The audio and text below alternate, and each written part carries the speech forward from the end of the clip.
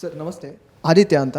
Sir ನಿಮ್ಗೆ ಗೊತ್ತಿರೋ ಹಾಗೆ APJ ಅಬ್ದುಲ್ ಕಲಾಂ ರಾಷ್ಟ್ರಪತಿ ಮಾಡಿದ್ದು ಇದೇ ನಮ್ಮ ಕೇಂದ್ರದ BJP ಸರ್ಕಾರ, ಅದು ಅಟಲ್ ಬಿಹಾರಿ ವಾಜಪೇಯಿ ಅವರ ನೇತೃತ್ವದಲ್ಲಿ. ಆಮೇಲೆ ಆರಿಫ್ ಮೊಹಮ್ಮದ್ ಖಾನ್ ಇವಾಗ ಪ್ರೆಸೆಂಟ್ ಕೇರಳದು ಗವರ್ನರ್ ಆಗಿದ್ದರೆ ಇವಾಗ ಬಿಹಾರ್ದಾಗಿದ್ದಾರೆ. ಹೀಗೆ ಮುಖ್ತಾರ್ ಅಬ್ಬಾಸ್ ನವಿ ಈ served as the union minister of external affairs. Mumtaz Ali Khan ನಮ್ಮ ರಾಜ್ಯದಲ್ಲೇ ವಕ್ಫ್ ಮಿನಿಸ್ಟರ್ ಆಗಿದ್ದರು. ಹೀಗೆ ಹಲವಾರು ಮಿನಿಸ್ಟರ್ ಪೋಸ್ಟು ಸ್ಥಾನಮಾನಗಳನ್ನು ಮೈನಾರಿಟೀಸ್ಗೆ BJP ಪಕ್ಷ ಕೊಡ್ತಾ ಬಂದಿದ್ದರು.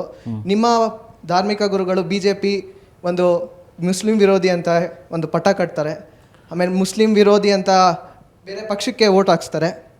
ಇದ್ರ ಬಗ್ಗೆ ನಿಮ್ಮ ಅಭಿಪ್ರಾಯ? ನಿಮ್ಮ ನಾಯಕರು ಹೇಳ್ತಾರೆ ನಮಗೆ ಮುಸ್ಲಿಂ ಒಂದು ಓಟು ಬೇಡ ಅಂತ. BJP ಅವರು ಹೇಳ್ತಾರೆ, ಯತ್ನಾಳ್ ಅವರು ಎಷ್ಟೋ ಬಾರಿ ಹೇಳಿ ನಿಮ್ಮ ಒಂದು ಓಟು ನಮಗೆ ಬೇಡ ಅಂತ. ಅದಲ್ಲ, ಹಲವಾರು ಈಗ ನೋಡಬೇಕು, ಹಿಜಾಬ್ ಇಶ್ಯೂ ಆಗಿರಲಿ, ಹಲವಾರು ಧರ್ಮದಂಗಲ್ ಅಂತಲೇ ಹಲವಾರು ನ್ಯೂಸ್ ನಡೀತು. ಎಲ್ಲ ನಾವು ಇಲ್ಲಿ ಹೇಳಬೇಕಾದ ಅವಶ್ಯಕತೆ ಇಲ್ಲ, ಓಪನ್ ಎಲ್ಲರಿಗೂ ಕೂಡ ಗೊತ್ತಿದೆ. ಎಲ್ಲ ದೇಶದಾದ್ಯಂತ ನಡುವಂತಹ ನಾವು ಆ್ಯಕ್ಚುಲಿ ನಾವು ಸಮಾಜಕ್ಕೆ ನಾವು ನೋಡಿ, ನಾವು ಯಾವುದೇ ಒಂದು ಅಲ್ಲಿ ಹಿಂದೂ ಮುಸಲ್ಮಾನ ಅಲ್ಲ.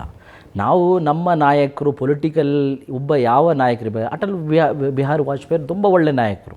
ಅವರ ಅಧಿಕಾರದಲ್ಲಿದ್ದಾಗ ಅಲ್ಲ ಹೇಳ್ತಾ ಇದ್ದೆ ನೋಡಿ, ಮೋದಿ ನೋಡಿದ ಮೇಲೆ ಆರತನ ಇಲ್ಲಿ ಏಕೆಂತ ಹೇಳಿದರೆ ಹಲವಾರು ವಿಚಾರದಲ್ಲಿ ಈ ರೀತಿ ಮುಸಲ್ಮಾನರ ವಿರುದ್ಧವಾಗಿ ಹಲವಾರು ವಿಚಾರಗಳು ಹಲವಾರು ವಿಷಯಗಳು ಇರಬೇಕಾದ್ರೆ ಎಲ್ಲ ಕಾಮನ್ ಆಗಿರುವಂತಹ ಕಾಮನ್ ಪೀಪಲ್ ಏನು ಡಿಸೈಡ್ ಮಾಡಬೇಕು? ನಾವು ಹೇಳಬೇಕಾದಂಥ ಅವಶ್ಯಕತೆ ಇಲ್ಲ, ಅವ್ರು ಅರ್ಥ ಮಾಡ್ಕೊಳ್ತಾರೆ. ನಮಗೆ ನೋಡಿ, ಅಲ್ಲಿ PUC ಎಕ್ಸಾಮ್ ಬರೆಯುವಂಥ ಮಕ್ಕಳು ಅಲ್ಲಿ ಬಿಸಿಲಲ್ಲಿ ಹೊರಗೆ ಬಂದು ಅಳ್ತಾ ಎಕ್ಸಾಮ್ ಬರೆಯೋಕ್ಕೆ ಅವಕಾಶ ಕೊಡಿ ಅಂತ ಹಿಜಾಬ್ ಇಶ್ಯೂ ಸ್ಟಾರ್ಟ್ ಮಾಡಿದರು. ಯಾರು ಸ್ಟಾರ್ಟ್ ಮಾಡಿದರು? ಏನಕ್ಕೆ ಅವಶ್ಯಕತೆ ಇತ್ತು? ಎಜುಕೇಷನ್ ಅಲ್ವಾ? ನಾವು ಮೊದಲೇ ಹೇಳಿದೆ, ನಮ್ಮ ಸಾಚಾರ ವರದಿ ಹೇಳ್ತಾ ಇದೆ ಮುಸಲ್ಮಾನರು ತುಂಬ ಬ್ಯಾಕ್ವರ್ಡ್ ಆಗಿದ್ದಾರೆ, ಅವ್ರಿಗೆ ಇನ್ನೂ ಡೆವಲಪ್ಮೆಂಟ್ ಮಾಡಬೇಕು ಅಂತ ಹೇಳಿ. ಆ ರೀತಿ ಈ ಇಶ್ಯೂ ಎಲ್ಲ ಅವಶ್ಯಕತೆ ಇದೆ. ನಮಗೆ ಎಜುಕೇಷನ್ ಬೇಕು. ನಾವು already we are in backward. ನಮಗೆ ಒಂದು ಕೈ ಹಿಡಿದು ಮೇಲೆ ಎತ್ತುವಂತಹ ಒಂದು ಅವಶ್ಯಕತೆ ಇತ್ತು. ಅದನ್ನು ನಾವು ಹೇಳಿಬಿಟ್ಟು ನೀವು ಇನ್ನೂ ತುಳಿಯದವರಿಗೆ ಇನ್ನೂ ತುಳಿಯುವಂಥ ವ್ಯವಸ್ಥೆ ಮಾಡಿದರೆ, ಓಪನ್ ಆಗಿ ನಿಮ್ಮ ಎಷ್ಟೊಂದು ನಾಯಕರನ್ನ ಲೀಸ್ಟ್ ನೋಡಿದರೆ, ನೀವು ಹೇಳುವಂತಹ ಸ್ಟೇಟ್ಮೆಂಟ್ಗಳು ನೋಡಿದರೆ ಎಲ್ಲ ಹೆದರಬೇಕಾದ ರೀತಿಯಲ್ಲಿದೆ. ಅದಕ್ಕೆ ನಾವು ಹೇಳ್ತಾ ಇರೋದು, ಯಾವುದೇ ನೀವು ಪೊಲಿಟಿಕ್ಸ್ ಮಾಡಿ, ನೀವು ಪೊಲಿಟಿಕಲ್ ಪಾರ್ಟಿ ಇರುವುದೇ ಪೊಲಿಟಿಕ್ಸ್ ಮಾಡೋಕ್ಕೆ. ಆದರೆ ಧರ್ಮದ ಬಗ್ಗೆ ಅಲ್ಲಿ ಧರ್ಮ ತರಬಾರ್ದು. ಅಲ್ಲಿ ಮಾಬ್ ಲಿಂಚಿಂಗ್ ಎಷ್ಟೋ ಕಡೆ ಆಯಿತು.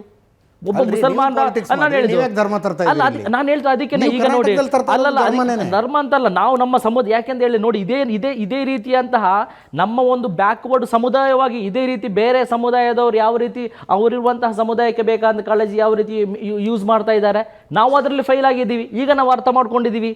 ನಾವು ಅದನ್ನ ಕರೆಕ್ಟಾಗಿ ಸ್ಟ್ರಾಟಜಿಂಗ್ ಮಾಡಿಬಿಟ್ಟು ನಾವು ಇಂಪ್ಲಿಮೆಂಟ್ ಮಾಡ್ತೀವಿ ಅಂತ ನಾವು ಹೇಳ್ತಾ ಇರೋದು. ಈಗ ನಾವೆಲ್ಲರನ್ನು ಕೂಡ ಅರ್ಥ ಮಾಡ್ಕೊಂಡಿದ್ದೀವಿ. ಒಂದು ನಿಮಿಷ ಇದು ನೇರವಾಗಿ ಸಂಬಂಧಪಟ್ಟಿದ್ದಲ್ಲ, ಆದರೂ ಹೇಳ್ತೀನಿ ನಾನು ನಿಮಗೆ. ಮುಸ್ಲಿಂ ಸಮುದಾಯ ಇಷ್ಟು ಬ್ಯಾಕ್ವರ್ಡ್ ಆಗಿರೋದಕ್ಕೆ ಪೊಲಿಟಿಕಲ್ ರಿಪ್ರೆಸೆಂಟೇಷನ್ ಇಲ್ಲ ಅನ್ನೋದು ಕಾರಣ ಅಲ್ಲ, ದೊಡ್ಡ ಕಾರಣ ಅದೇ. ನಾನು ಹೇಳ್ತೀನಿ ಕೇಳಿ.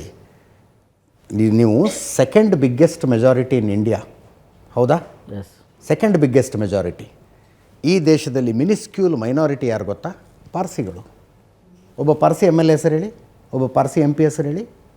Highest educated richest people in India are Parsis. ನಮಗೆ MLA ಇಲ್ಲ, ನಮಗೆ MP ಇಲ್ಲ, ಪೊಲಿಟಿಕಲ್ ರಿಪ್ರೆಸೆಂಟೇಷನ್ ಇಲ್ಲ, ನಮ್ಮ ಸಮುದಾಯ ಹಿಂದುಳಿದಿದೆ ಅಂತ ಹೇಳ್ತಾರೆ. ಪಾರ್ಸಿಗಳ ನಂತರ ಬರೋದು ಜೈನರು. Richest people, most educated class. ಜೈನರು ಎಷ್ಟು ಜನ ಪೊಲಿಟಿಕಲ್ ರಿಪ್ರೆಸೆಂಟೇಷನ್ ತಗೊಂಡಿದ್ದಾರಪ್ಪ? ಅವ್ರು ಯಾವ ಥರ ಹೇಳಿದಾರ? ನಮಗೆ ಪೊಲಿಟಿಕಲ್ ರಿಪ್ರೆಸೆಂಟೇಷನ್ ಕಡಿಮೆ ಇದೆ, ಆದ್ದರಿಂದ ನಮ್ಮ ಸಮುದಾಯ ಆರ್ಥಿಕವಾಗಿ ಹಿಂದುಳಿದಿದೆ. ಯಾವ ಥರ ಹೇಳ್ತಾರೆ ಅವರು? ಪೊಲಿಟಿಕಲ್ ರಿಪ್ರೆಸೆಂಟೇಷನ್ನಿಂದಾಗಿ ಅದೇನು ಮೇಲು ಬಂದುಬಿಡ್ತವೆ ಸಮುದಾಯಗಳು ಅನ್ನೋದಾದರೆ, ಮಲ್ಲಿಕಾರ್ಜುನ ಖರ್ಗೆ ಅವರು ದೊಡ್ಡ ಅಧಿಕಾರಗಳನ್ನು ನೋಡಿದ್ರಿ, SC ಸಮುದಾಯ ಮೇಲೆ ಬಂದುಬಿಡ್ತಾ? ಸಿದ್ದರಾಮಯ್ಯನವರು ಅತಿ ಹೆಚ್ಚು ಕಾಲ ಕರ್ನಾಟಕದಲ್ಲಿ ಅಧಿಕಾರದಲ್ಲಿದ್ದಂಥವರು, ಕುರುಬ ಸಮುದಾಯ ಮೇಲೆ ಬಂದುಬಿಡ್ತಾ? ಹಾಗೆ ಪೊಲಿಟಿಕಲ್ ರಿಪ್ರೆಸೆಂಟೇಷನ್ನಿಂದ ಮೇಲೆ ಬಂದುಬಿಡುತ್ತೆ ಒಂದು ಸಮುದಾಯ ಅನ್ನುವುದೇ ನನ್ನ ವೈಯಕ್ತಿಕ ಅಭಿಪ್ರಾಯ. ಅದು ಅನ್ನುವುದೇ ಒಂದು ಸರಿಯಾದ ಕಲ್ಪನೆ ಅಲ್ಲ, ಸಂಪೂರ್ಣ ತಪ್ಪು ಕಲ್ಪನೆ ಅಂತ ಹೇಳೋದಿಲ್ಲ ನಾನು. ಸರಿಯಾದ ಕಲ್ಪನೆ ಅಲ್ಲ. ನಾವು ನಮ್ಮಲ್ಲಿರುವಂತಹ ಸಮಸ್ಯೆಗಳಿಗೆ ನಾವು ಬಗ್ಗೆ ನಾನು ಈಗ ಡಿಸ್ಕಷನ್ ಮಾಡಕ್ ಹೋಗಲ್ಲ. ನಾನು ಹೇಳ್ತಾ ಇರೋದು, ನಮ್ಮ ಸಮುದಾಯದ ಬಗ್ಗೆ ಇರುವಂತಹ ಹಲವಾರು ಸಮಸ್ಯೆಗಳು ನಾವು ನೋಡಿದ್ದೀವಿ. ಇದು ಕೇವಲ ಒಂದು ಪಾರ್ಟ್ ಆಗಿ ನಾವು ಪೊಲಿಟಿಕಲ್ ಎಂಪವರ್ಮೆಂಟು ಕೂಡ ನೋಡ್ತಾ ಇದ್ದೀವಿ. ಅದೊಂದು ದೊಡ್ಡ ಮಟ್ಟದಲ್ಲಿ ನಮಗೆ ಒಂದು ನಮ್ಮ ಸಮುದಾಯಕ್ಕೆ ಡೆವಲಪ್ಮೆಂಟ್ಗೆ ಅದನ್ನು ನಾವು ಅಲ್ಲೆಗಳಕ್ಕಾಗಲ್ಲ. ಕಾರಣ ಅದು ಕೂಡ ಪೊಲಿಟಿಕಲ್ ಎಂಪವರ್ಮೆಂಟ್ ದೊಡ್ಡ ಮಟ್ಟದಲ್ಲಿ ಬಾಕಿ ನೋಡಿ, ರಿಸರ್ವೇಷನ್ಗೆ ಬೇಕಾಗಿ ಹೋರಾಟ, ನಮಗಿರುವಂಥ ಎಜುಕೇಷನ್ಗೆ ಬೇಕಾದಂಥ ರಿಸರ್ವೇಷನ್ಗೆ ಅದು ಕೂಡ ತೆಗೆದು ಅದ್ರ ಬಗ್ಗೆ ಹೋರಾಟ ಮಾಡೋದು, ಸಹಿತ ಇರುವಂತಹ ನಮಗೆ ಬಾಕಿ ಇರುವಂತಹ ಬಡ್ಜೆಟ್ ಅಲೋಕೇಶನ್ ಆಗಿರಲಿ, ಅದನ್ನು ಪೊಲಿಟಿಕಲ್ ಎಂಪವರ್ಮೆಂಟ್ ಇದ್ದರೆ ನಮಗಿರುವಂಥ ಎಲ್ಲ ವ್ಯವಸ್ಥೆಗಳು ಕೂಡ ಮಾಡಿಕೊಡ್ಬೋದಿತ್ತು. ಅದೇ ರೀತಿ ಇನ್ನೊಂದು ವಿಷಯ ನಾನು ಹೇಳೋಕ್ಕೆ ನಿಮಗೆ ಮರ್ತೋದೆ, ಇನ್ನೊಂದು ನಮ್ಮ ಇನ್ನೊಂದು ಹೇಳ್ತೀನಿ, ಕುಟುಂಬಗಳು ಬದಲಾದರೆ ಸಮುದಾಯಗಳು ಬದಲಾಗ್ತವೆ. Change has to start from the family.